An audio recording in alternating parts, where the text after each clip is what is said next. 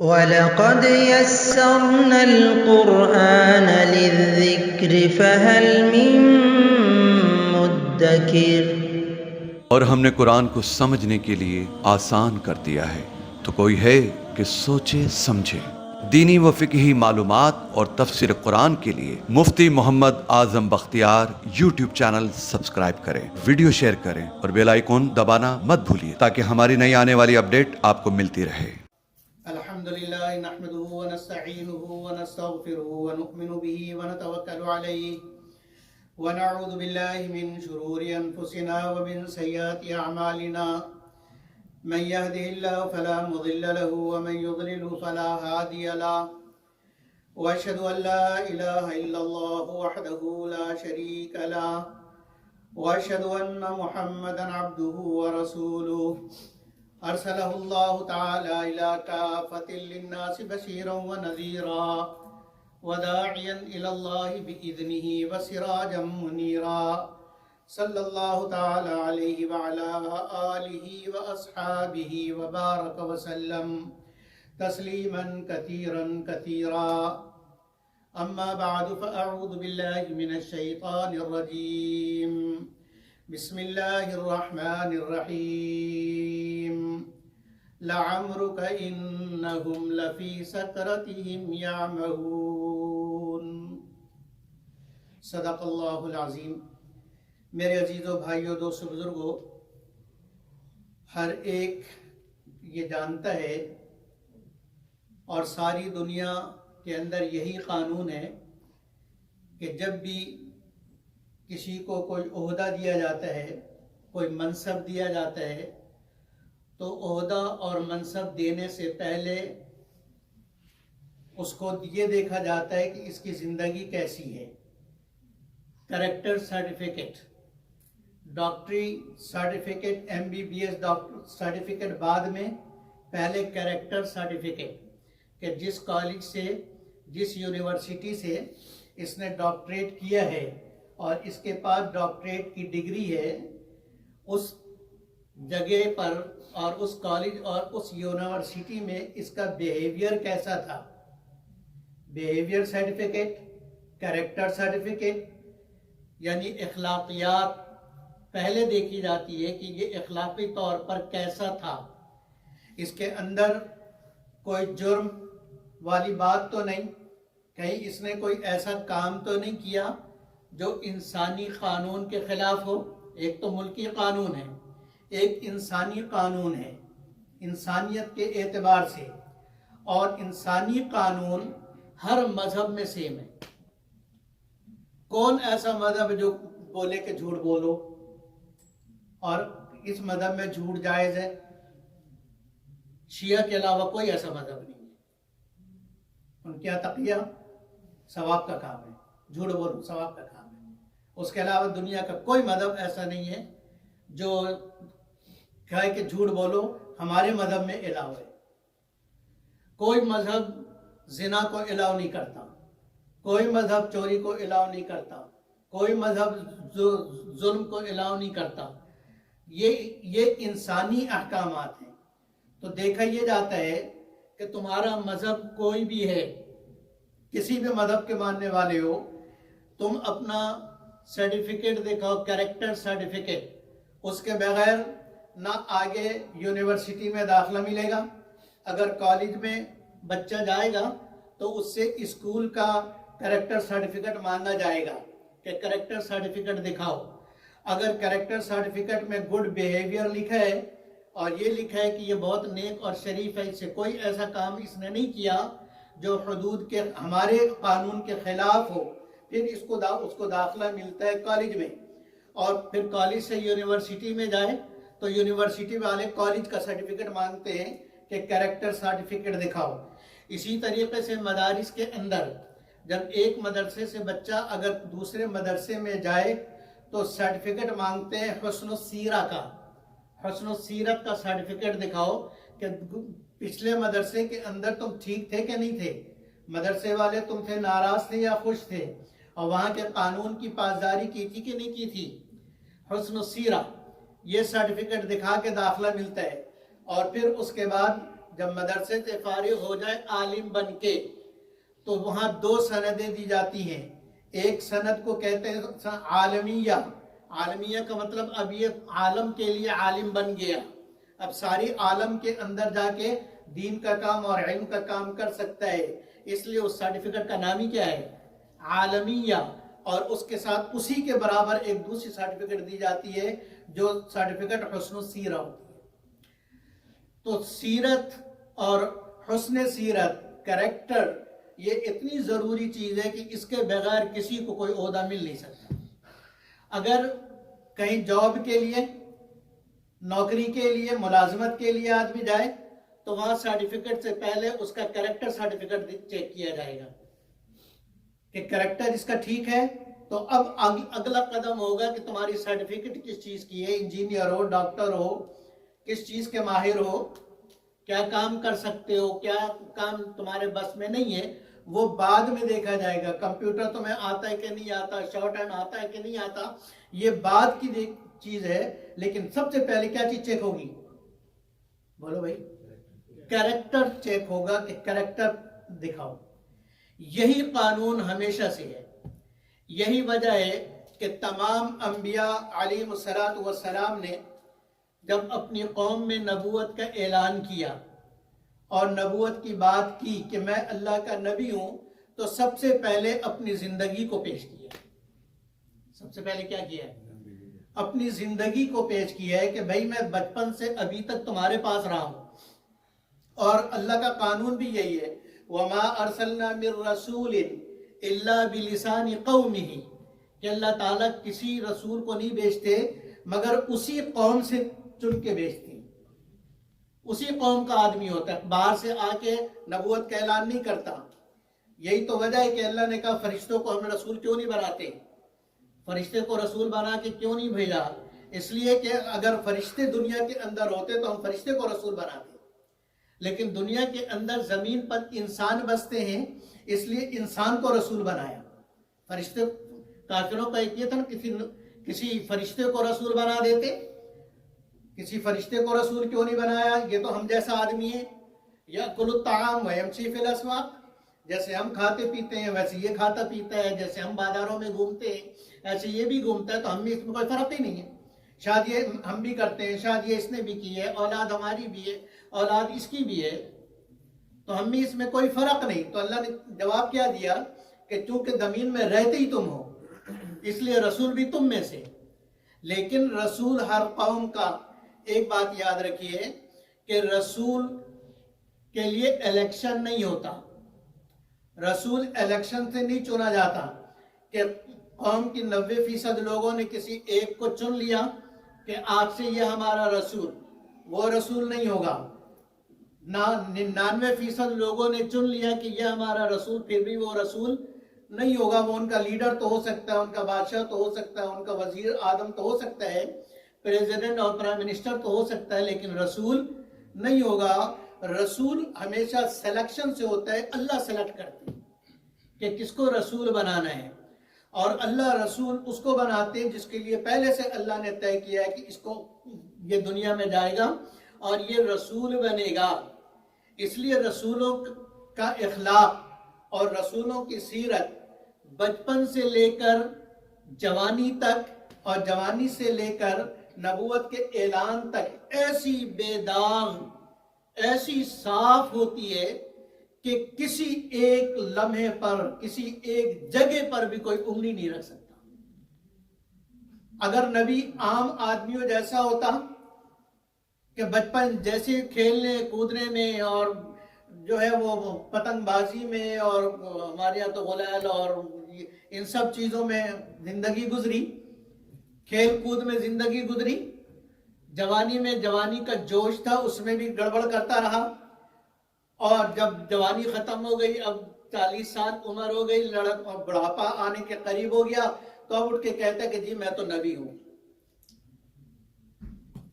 تو اس سے کہا جائے گا کہ ابھی تک کیا کرتے رہے تم, اس اعلان سے پہلے تم کیا کرتے رہے. اس لیے یہ ضابطہ اور قانون ہے کہ نبی کی نبوت کو بعد, جیسے میں نے عرض کیا کہ دنیا کے اندر بھی عہدہ بعد میں ملتا ہے، کریکٹر پہلے دیکھا جاتا ہے، زندگی پہلے دیکھی جاتی ہے، نوکری بعد میں دی جاتی ہے، لڑکی اپنی بعد میں دیتے ہیں، پہلے دیکھتے ہیں کہ جس لڑکی کو ہم اپنا لڑکا دے رہے ہیں، شادی کر رہے ہیں، اپنا داماد بنا رہے ہیں، وہ داماد اس قابل بھی ہے، ٹھیک ہے، وہ انجینئر ہے، ڈاکٹر ہے، بڑا لینڈ لارڈ ہے، بہت مالدار ہے، بہت بڑا تاجر ہے، لیکن کیا اس کا اخلاق ایسا ہے کہ میری بیٹی کو سنبھال سکتا ہے؟ تو بہت امیر کبیر آدمی بھی اگر کریکٹر لیس ہو تو کیا خیال ہے کوئی داماد بنائے گا اسے کوئی داماد صرف اس بنیاد پر نہیں بنائے گا کہ بھائی مال بہت ہے، اس لیے کہ اسے اپنی بیٹی سے پیار ہے۔ اسی طریقے سے کوئی اپنے بیٹے کا نکاح ایسی لڑکی سے نہیں کرے گا جب تک اس کے بارے میں تحقیق نہ کر لے کہ یہ لڑکی اخلاقی اعتبار سے کیسی، کردار کے اعتبار سے کیسی ہے۔ اگر ہر اعتبار سے وہ ٹھیک ہو پھر نکاح کا پیغام جاتا ہے۔ تو میرے عزیز بھائیوں اور دوستو، یہی وجہ ہے کہ انبیاء علیہ السلام نے اپنی زندگی قوم کے سامنے پیش کی۔ نبی اکرم صلی اللہ علیہ وسلم کی سیرت اور آپ صلی اللہ علیہ وسلم کا حسن اخلاق آپ کے پیدا ہونے سے پہلے ہی مشہور تھا، پیدا ہونے سے پہلے سے ہی مشہور تھا۔ ایک بادشاہ گزرا ہے، اس کا نام تھا تبع اس کا نام تھا، وہ اور بہت علم دوست آدمی تھا، علماء کو ساتھ رکھتا تھا، علماء اس کے ساتھ ہوتے تھے، 400 علماء اس کے ساتھ تھے، اور 400 علماء کے ساتھ وہ ایک سفر پہ نکلا۔ چلتے چلتے چلتے چلتے یہ پورا قافلہ ایک جگہ پہ رکا۔ وہاں جب وہ قافلہ رکا تو وہ 400 یہودی علماء نے اس بادشاہ سے یہ کہا کہ آپ ہمیں اجازت دیں تو ہم اسی جگہ پہ رکنا چاہتے ہیں، ہم آگے نہیں جانا چاہتے۔ تو بادشاہ صرف بادشاہ نہیں تھا، بہت علم دوست آدمی تھا، اس نے کہا کہ کیوں یہاں کیوں رکنا چاہتے ہو تم لوگ؟ اور سارے کے سارے علماء رکنا چاہتے ہیں، یہود کے سارے علماء تھے کہ سارے علماء یہی رکنا چاہتے ہو؟ تو انہوں نے کہا کہ جی ہمیں آثار یہ بتلا رہے ہیں، ہم اس جگہ کو دیکھ کے جو آثار ہمیں بتلائے گئے ہماری کتابوں میں لکھے ہوئے ہیں وہ آثار ہمیں یہ بتلا رہے ہیں کہ نبی آخر الزماں جب آئیں گے تو وہ ہجرت کر کے یہی آئیں گے، وہ ہجرت کر کے اس جگہ پر آئیں گے۔ اس لیے ہم چاہتے ہیں کہ ہم یہاں رہ کر ان کے استقبال کی تیاری کریں، ان کے استقبال کی تیاری کریں۔ تو بادشاہ نے کہا کہ اگر یہ بات ہے تو بالکل تم لوگ رہو، اور تم لوگ کا سارا خرچہ میرے ذمہ، تم لوگ کا سارا خرچہ میرے ذمہ، مدد رہو۔ اور پھر بادشاہ نے ان سب کے لیے وہاں گھر بنوائے، اور پھر ایک گھر اور بنایا اور کہا کہ تم لوگ یہاں رہو، میں تو رہ نہیں سکتا، مجھے تو جانا ہے، حکومت سنبھالنی ہے، تم لوگ یہاں رہو، اور جب وہ رسول آئے جس کے بارے میں تم کہہ رہے ہو کہ وہ نبی آخر الزمان ہوں گے، اور ان کی ہجرت کی جگہ یہ بنتی ہے ہمارے حساب سے، ان کی ہجرت کی جگہ، پیدائش کی جگہ مکہ ہے، ہجرت کی جگہ یہ ہے، تو ان کو میرا یہ خط دے دینا۔ یہ تبع نے لکھا تھا، اور پھر وہ چلا گیا۔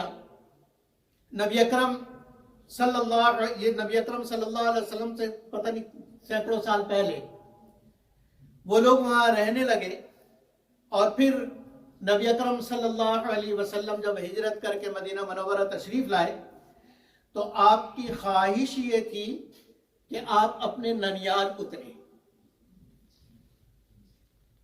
بی بی آمنہ کا گھر میکہ ادھر ہی تھا، وہاں اترنا چاہتے تھے، لیکن پھر آپ کو یہ خیال ہوا کہ اگر میں اپنے ننیال چلا جاؤں تو یہ مدینے والے، یہ انصار جنہوں نے مجھے دعوت دی اور میرے ہاتھ پر بیعت کیے، ان کو کہیں ناگوار نہ گزرے کہ جی دعوت تو ہم نے دی، بلایا ہم نے، قربانی کے لیے ہم نے اپنے آپ کو پیش کیا کہ آپ کی حفاظت ہم اپنے بچوں سے زیادہ کریں گے، اور آپ کے پیچھے، آپ کے آگے پیچھے دائیں بائیں ہم قربان ہوں گے، آپ کو آنچ نہیں آنے دیں گے، یہ ان خفا نہ ہو، ان کے دل میں کوئی بات نہ آئے، اس لیے فرمایا کہ وہاں جانے کا ارادہ ترک فرما دیا۔ اور اب ہر ایک کی یہ خواہش، ہر ایک کی یہ تمنا کہ جی میرے گھر اترے، یہ تو بہت بڑی اعزاز اور آنر کی بات تھی نا کہ جس کے گھر نبی مہمان بنے، اور نبی آخر الزمان صلی اللہ علیہ وسلم جس کے گھر مہمان بنے، اس سے بڑی اس کے لیے آنر اور اعزاز کی بات نہیں تھی۔ ہر ایک جس گھر کے سامنے سے گزرتے اس کی کوشش ہوتی کہ حضرت یہیں آ جائیں، تشریف لائیے، وہ اس کے مہار کو پکڑتا اونٹنی کو۔ تو آپ صلی اللہ علیہ وسلم نے ارشاد فرمایا دعہ، اونٹنی کے مہار کو چھوڑ دو، فَإِنَّهَا مَأْمُورَةٌ، اس لیے کہ یہ مامور ہے، یہ اب خود اپنی مرضی سے نہیں چل رہی، کسی اور کی مرضی سے چل رہی ہے، یہ کسی اور کی مرضی کی پابند ہے، مامور ہے، پابند ہے، اس کو چھوڑ دو، جہاں اس کو رکنے کا حکم ہوگا یہ وہیں رکے گی اور وہیں بیٹھے گی۔ وہ چلتے چلتے چلتے چلتے حضرت ابو ایوب انصاری رضی اللہ عنہ کے گھر پہ آ کے رک گئی۔ آپ صلی اللہ علیہ وسلم وہاں اترے، 2 منزلہ مکان تھا۔ حضرت ابو ایوب انصاری رضی اللہ عنہ نے پہلے فرمایا کہ آپ اوپر تشریف رکھیں، اوپر بالا خانہ میں، اور میں نیچے والی منزل میں۔ تو ہمارے نبی دوسرے کا کتنا خیال رکھتے ہیں، فرمایا نہیں، میں نیچے والی منزل میں رہتا ہوں اس لیے کہ مجھ سے لوگ ملنے آیا کریں گے، لوگوں کی کثرت ہوگی تو تمہیں بار بار تکلیف ہوگی کہ وہ ملنے مجھ سے اوپر جائیں گے، اور آنے والوں کو بھی تکلیف ہوگی، لہذا میں نیچے قیام کرتا ہوں۔ پھر حضرت ابو ایوب انصاری رضی اللہ عنہ نے آپ صلی اللہ علیہ وسلم کو وہی طبہ کا خط دیا، کتنے 100 سال پرانا۔ یہ حضرت ابو ایوب انصاری رضی اللہ عنہ انہی علماء کی نسل سے چلتے چلتے آئے تھے، اور وہ خط نسل در نسل منتقل ہوتے ہوتے، کیونکہ ان کا مقصد یہ تھا کہ نبی کا اعزاز کرنا اور نبی کے لیے تیاری کرنا، نبی آخر الزمان صلی اللہ علیہ وسلم کے لیے۔ تو ابو ایوب انصاری رضی اللہ عنہ نے وہ خط نبی اکرم صلی اللہ علیہ وسلم کو پیش کیا۔ اس خط میں بڑی عجیب اس نے خط لکھا تھا، اور اس نے لکھا یہ طبہ بادشاہ کی طرف سے آخری نبی کے نام، آخری نبی کے نام، اور پھر سلام لکھا، اور پھر کہا کہ اگر میری عمر، میں اردو میں بتا رہا ہوں، اگر میری عمر نے ساتھ دیا اور میری عمر اتنی لمبی ہوئی کہ میں آپ کو پالوں، تو میں ابھی سے اس بات کی گواہی دیتا ہوں کہ آپ اللہ کے سچے رسول ہیں، اشہدو انک رسول اللہ، میں گواہی دیتا ہوں اس بات پر، میں رہوں یا نہ رہوں، میری آپ سے ملاقات ہو یا نہ ہو، میں دل سے گواہی دیتا ہوں کہ آپ اللہ کے سچے رسول ہیں، اے کاش کہ میں اس وقت زندہ ہوں اور میری آپ سے ملاقات ہو تو میں اپنی بادشاہ چھوڑ کے آپ کا وزیر بن جاؤں گا، میں اپنی بادشاہ چھوڑ کے آپ کا وزیر بن جاؤں گا۔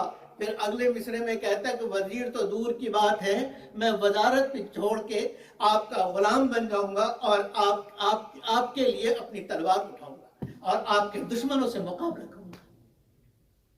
یہ نبی اکرم صلی اللہ علیہ وسلم کے آنے سے، تشریف لانے سے پہلے۔ پھر نبی اکرم صلی اللہ علیہ وسلم نے جب نبوت کا اعلان کیا، ساری قوم کو جمع کیا پہاڑ پر،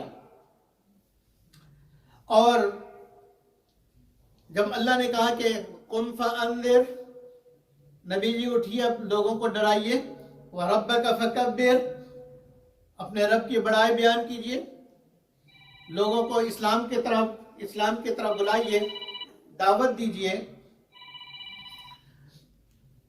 تو نبی اکرم صلی اللہ علیہ وسلم نے سب سے پہلے قوم کے سامنے دعوت نہیں دی. قولوا لا الہ الا اللہ تفلحوا بعد میں کہا ہے. سب سے پہلے اپنے آپ کو پیش کیا ہے. میرا کریکٹر چیک کرو. سب سے پہلے کریکٹر سرٹیفکیٹ دیا ہے اور ساری قوم سے پوچھا. ابو جہل بھی موجود, ابو لہب بھی موجود, عتبہ شیبہ بھی موجود, سارے قریش کے بڑے بڑے صنادید بھی موجود اور سارے قریشی, سارے مکے والے موجود, اور ان سب کے سامنے سب سے پہلے اپنے کریکٹر کو پیش کیا ہے اور فرمایا کہ میں میرا بچپن, میری جوانی, میرا لڑکپن تمہارے اندر گزرا ہے. کیف وجدتمونی, یہ ساری عمر میں تم نے مجھے کیسا پایا, تم مجھے کیسا سمجھتے ہو؟ تو سب نے کہا جربناک مرارا, ہم نے آپ کو بہت مرتبہ آزمایا ہے. ہم نے آپ کو سینکڑوں مرتبہ آزمایا ہے. ما وجدناک الا صادقا, ہم نے ہمیشہ آپ کو سچا پایا. ہم نے ہمیشہ آپ کو سچا پایا. تو ہر ایک نے آپ صلی اللہ علیہ وسلم کی سچے ہونے کی گواہی دی, اس وقت بھی اور اس سے پہلے بھی جب آپ نے نبوت کا اعلان نہیں کیا تھا اس وقت بھی آپ صلی اللہ علیہ وسلم صادق اور امین ہی کے لقب سے پکارے جاتے تھے. مکہ مکرمہ کے اندر جب سیلاب آیا اور پانی پہاڑوں سے اتر کے آیا اور اس نے کعبے کی دیوار کو گرا دیا, کعبے کی دیواروں کو گرا دیا, قریش جمع ہوئے اور انہوں نے یہ کہا کہ ہم دیوار دوبارہ تعمیر کریں. سارے مل کے دیواروں کو, چاروں دیواروں کو تعمیر کرنے لگے. پہاڑوں سے پتھر لاتے, اپنے پیٹھ پہ اٹھا کے, بعد ان سردار بھی, غلام بھی, خود نبی اکرم صلی اللہ علیہ وسلم اپنے پیٹھ پر پتھر اٹھا کے لاتے تھے. کعبے کی تعمیر میں خود حصہ لیا. اور جب تعمیر ہو گیا اب وہاں ایک جھگڑا پڑ گیا. جھگڑا کیا کہ ابھی تک تو ثواب میں سب برابر, لیکن اب ایک بڑا کام ہے کہ حجر اسود کو کون نصب کرے گا. اس لیے کہ جو حجر اسود کو نصب کرے گا یہ اس کے لیے بہت بڑے اعزاز کی اور عزت کی بات تھی. تو اب وہاں تلواریں نکل گئی کہ میں, دوسرے نے کہا میں, تیسرے نے کہا سردار میں ہوں میں. اب قریب تھا کہ تلواریں ایک دوسرے سے ٹکرا جاتی. فیصلہ یہ ہوا کہ بھائی ابھی سارے کے سارے گھر جاؤ, کل صبح سب سے پہلے جو کعبے میں آئے گا وہ فیصلہ کرے گا, وہ فیصلہ کرے گا. اب ساروں کی رات تو آنکھوں میں کٹی نا, ہر ایک سویا. تو میرا نہیں خیال کہ کوئی سویا ہوگا. کیا خیال ہے, آپ کیا کہتے ہیں, کوئی سویا ہوگا؟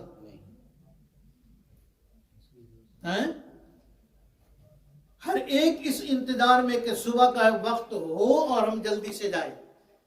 چیٹنگ نہیں چلتی تھی کہ رات سے وہیں بیٹھے ہوئے ہیں. وہ تو صبح فجر کا ٹائم شروع ہونے کے بعد پہنچنا تھا کہ فجر کا ٹائم شروع ہو جائے صبح صادق کے بعد. اب صبح صادق سے پہلے وہاں کوئی نہیں جا سکتا. اب صبح صادق ہوئی, سب نے دوڑ لگائی اپنے گھروں سے, اپنی پوری رفتار سے. اور جب کعبے میں پہنچے تو دیکھا محمد مصطفیٰ صلی اللہ علیہ وسلم وہاں پر موجود ہے. جسے اللہ پہنچائے اسے کون پیچھے کرے, جسے اللہ آگے کرے اسے پیچھے کون کر سکتا ہے. لیکن نبی اکرم صلی اللہ علیہ وسلم کو دیکھتے ہی سب کے سینوں میں ٹھنڈ پڑ گئی اور سب نے نعرہ کیا لگایا, صادق آ گئے, امین آ گئے, صادق آ گئے, امین آ گئے. مطلب یہ کہ اب جھگڑا ختم, اب جو فیصلہ یہ کریں گے وہ سب سے اچھا فیصلہ ہے. اور آپ صلی اللہ علیہ وسلم نے ایسا تاریخی فیصلہ کیا ہے کہ رہتی دنیا تک وہ فیصلہ یاد رکھا جائے گا. ایسا فیصلہ جس کے اندر سارے جھگڑے ختم, سارے جھگڑے, سارے اختلافات ختم. آپ نے چادر منگوائی اور چادر کے اوپر پتھر کو رکھا, حجر اسود کو, اور ہر قبیلے کے سردار سے کہا کہ کونے پکڑ کے اٹھاؤ. اب سب نے مل کے اس پتھر کو اٹھایا تو سارے اس میں شریک ہو گئے نا, اس اعزاز میں, اس عزت میں. جس عزت کو حاصل کرنا چاہتے تھے اس عزت میں سارے کے سارے کو نبی اکرم صلی اللہ علیہ وسلم نے شریک کر لیا، اور پھر جب یہ اپنے مقام پہ پہنچا تو آپ صلی اللہ علیہ وسلم نے اٹھا کے اس کو دیوار میں نصب کر دیا. سارے خوش، نبی بھی خوش، امتی بھی خوش. تو جب نبی اکرم صلی اللہ علیہ وسلم نے اعلان کیا کہ میں نے عمر گزاری ہے، کیف وجدتمونی، مجھے تم کیسے دیکھتے ہو، تو سب نے کیا کہا؟ قالوا جربناک مرارا، ہم نے بار بار آپ کو آزمایا، ما وجدناک الا صادقا، ہم نے ہمیشہ آپ کو سچا پایا ہے، جھوٹ کبھی آپ کے قریب سے نہیں گزرا ہے. میرے عزیز بھائی، اور پھر اس کے بعد پہلے اپنی ذات کو پیش کیا ہے، اور پھر ذات کو پیش کرنے کے بعد پھر نبی اکرم صلی اللہ علیہ وسلم نے اپنی دعوت پیش کی ہے اور فرمایا قولوا لا الہ الا اللہ تفلحوا، قولوا لا الہ الا اللہ تفلحوا. اب یہ الگ بات ہے کہ ذات پہ اتفاق ہونے کے باوجود ان لوگوں نے نبی اکرم صلی اللہ علیہ وسلم کی دعوت میں ان سے اختلاف کیا، یہ الگ مسئلہ ہے، یہ الگ مسئلہ ہے. لیکن ذات میں کسی کا اختلاف نہیں، سب اس بات پر متفق ہے کہ اس سے اچھا اخلاق والا کائنات کے اندر اور کوئی نہیں. وہ تو اپنے اعتبار سے کہہ سکتے تھے کہ اس جگہ پر اس سے اچھا اخلاق والا اور اس سے اچھا سچ بولنے والا، اس سے زیادہ سچ بولنے والا، اس سے زیادہ خوش اخلاق اور اس سے زیادہ خیال رکھنے والا لوگوں کا اور اس سے بڑا مہمان نواز یہاں پر اور کوئی نہیں ہے. میرے عزیز بھائیوں اور دوستوں، تو ضابطہ میں یہ سمجھا رہا تھا، اللہ کرے ہمارے سمجھ میں آ جائے کہ جب بھی نبوت کا دعویٰ ہوگا، سمجھ آ رہی ہے، جب بھی میں آپ کو سچے اور جھوٹے نبی کی پہچان دے رہا ہوں، اس لیے کہ اس وقت یہ فتنہ اگر آپ نے نہ سمجھا، آپ کی نسل آپ کے ہاتھ سے نکل جائے گی، اللہ کی قسم. میں بہت دکھ کے ساتھ کہہ رہا ہوں کہ اگر آپ نے ختم نبوت کو نہ سمجھا تو آپ کی نسل آپ کے ہاتھ سے نکل جائے گی، پھر بعد میں رونے سے کچھ حاصل نہیں ہوگا. اس وقت جو قادیانی پروپیگنڈا کر رہا ہے، غلام احمد قادیانی کے ماننے والے اسکول کی سطح پر، کالج کی سطح پر، یونیورسٹی کی سطح پر اور میڈیا کی سطح پر، واٹس ایپ کی سطح پر جتنی محنت کر رہا ہے وہ صرف ہماری نسل کو خراب کرنے کے لیے، اس لیے کہ اس کو معلوم ہے کہ ان بابوں کا کچھ نہیں بگڑتا. یہ جتنے بابے ہیں ان کو ہم گمراہ نہیں کر سکتے، وہ میرے اوپر کبھی ہاتھ نہیں ڈالے گا کیونکہ پتہ ہے کہ میرا کنیکشن پیچھے سے، لیکن میری نسل پہ ہاتھ ڈالے گا اس لیے کہ ان کا کنیکشن پیچھے سے نہیں ہے. اس لیے میرے عزیز بھائیوں اور دوستوں، اس ٹاپک کو سیریسلی لو، انتہائی سیریس لیں کہ ختم نبوت کو سمجھنا اور اپنے بچوں کو سمجھانا. اس لیے کہ یہ قادیانی کمبا یہ ایک شبہ، ایک شک، ایک ڈاؤٹ بچوں میں ڈالتے ہیں. ان کا طریقہ کار یہ ہے، بچہ اسکول سے آئے گا ایک شک لے کر آئے گا، کالج سے آئے گا ایک نئی بات لے کر آئے گا، اور اس کو یہ اس طرح سمجھائیں گے کہ this doesn't make sense. Okay, yeah, it makes sense. اور اگر اس نے آپ سے وہ اشکال کیا اور پہلے دن آپ نے اس کو جھڑک دیا کہ کیا بکواس کر رہے ہو، سمجھ لو آپ کا بچہ آپ کے ہاتھ سے گیا. اگر وہ، پھر میں کہہ رہا ہوں، اگر آپ کا بچہ آپ کے سامنے آ کر کوئی ایسا اشکال کرتا ہے، اگر آپ نے اس کا جواب تسلی بخش نہیں دیا اور آپ نے اس کو جھڑک دیا تو وہ بچہ اللہ کی قسم آپ کے ہاتھ سے گیا، پھر وہ قادیانی بنے گا. اس لیے ضرورت ہے کہ اس کے اشکال کو ٹھنڈے دل سے، ٹھنڈے دماغ سے پوری طریقے سے سنا جائے تاکہ بچہ اپنی اندر کی ساری بات بیان کرے، اور بیان کرنے کے بعد اگر اس کا تسلی بخش جواب آپ دے سکتے ہیں تو دیجئے، اور اگر آپ کو تسلی بخش جواب نہیں آ رہا سمجھ کہ کس طریقے سے اس کو سرٹیفائیڈ کریں، اس کو مطمئن کریں، تو گھبرانے اور پریشان ہونے کی ضرورت نہیں. اللہ کے فضل و کرم سے میں موجود ہوں، ہمارے علماء موجود ہیں، اور سارے علماء 24/7 اس بات کے لیے تیار ہیں کہ آپ کے مسئلے حل ہوں۔ ہم اپنی نسل کو بچانا چاہتے ہیں، ہم اپنی نسل کو بچانا چاہتے ہیں۔ اس لیے میرے دوستو اللہ کے لیے اس بات پر کھڑے ہو کہ ہمیں اپنی نسل کو بچانا ہے۔ اگر ایمان ان کے دل سے نکل گیا تو پھر کچھ نہیں بچے گا۔ تو آج تقریر اور آج کا بیان اس بات پہ کہ نبی کے لیے سب سے پہلی بات کیا ضروری ہے؟ اخلاق، اس کا جو ہے بیہیویئر، اس کے اعمال، نبوت سے پہلے، نبوت کے بعد نہیں، نبوت سے پہلے۔ اگر نبوت سے پہلے اس کے اعمال ایسے ہیں جیسے اس نے سیرت مہدی میں خود لکھا ہے، یہ اقبالی مجرم ہے قادیانی، کلیئر بول رہا ہوں، یہ کیا ہے؟ اقبالی مجرم ہے، چوری کا اقرار اس نے کیا، فلم سینما دیکھنے کا اقرار اس نے کیا، شراب پینے کا اقرار اس نے خود اپنی سوان حیات میں کیا ہے، اور ساری غلط حرکتوں کے اقرار اس نے خود کیا ہے۔ تو جو خود اقرار کر رہا ہو کہ میں اتنا گندے کیریکٹر والا ہوں، وہ اٹھ کے نبوت کا دعویٰ کرے اور نبی کا دعویٰ کرے، تو یہ ہے اس قابل کہ اس کو سنا بھی جائے؟ یہ نبی تو دور کی بات، اچھا انسان کہلانے کا بھی مستحق نہیں ہے کہ اچھا انسان ہے، یہ اچھا انسان کہلانے کا بھی مستحق نہیں ہے۔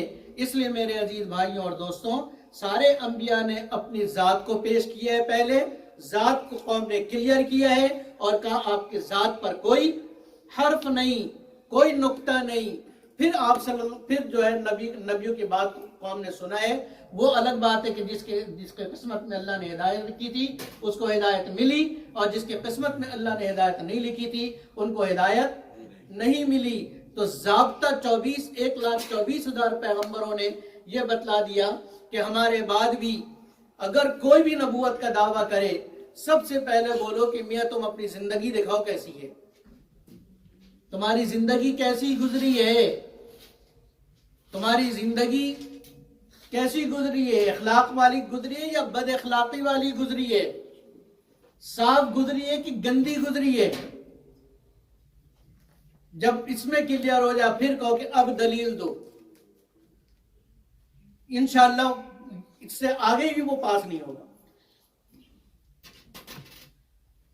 تو اگر کوئی اشکال کرے غلام احمد قادیانی کی نبوت پہ کہ جی یہ دلیل اور یہ دلیل اور یہ دلیل یہ قرآن سے ثابت ہے، وہ قرآن اور حدیث کو آپ کے سامنے پیش کریں گے، اور ہماری بدقسمتی یہ ہے کہ ہم منہ جھکا لیتے کہ جی وہ ریفرنس دے رہا تھا۔ وہ کیا دے رہا تھا؟ ریفرنس دے رہا تھا۔ ہمارے ایک ساتھی نے کہا کہ میں کیا کروں، وہ تو بہت پڑھا لکھا تھا، وہ ریفرنس دے رہا تھا۔ میں نے کہا وہ ریفرنس اس لیے تمہیں دے رہا تھا کہ اس کو بھی معلوم ہے کہ تم نے جا کے ریفرنس کون سا چیک کرنا ہے۔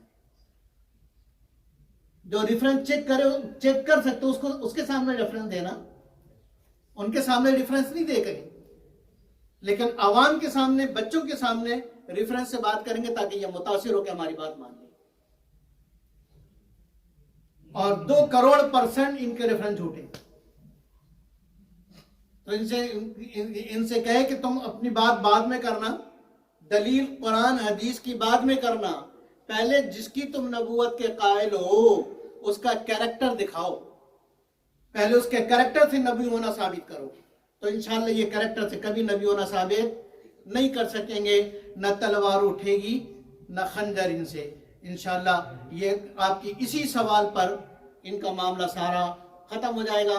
اللہ تعالیٰ مجھے آپ کو سمجھنے کی توفیق عطا فرمائے، اللہ تعالیٰ میں ہمارے بچوں کی حفاظت فرمائے اس عظیم فتنے سے جو اس وقت ہر جگہ پنجے گاڑ رہے ہے۔ وآخر دعوانا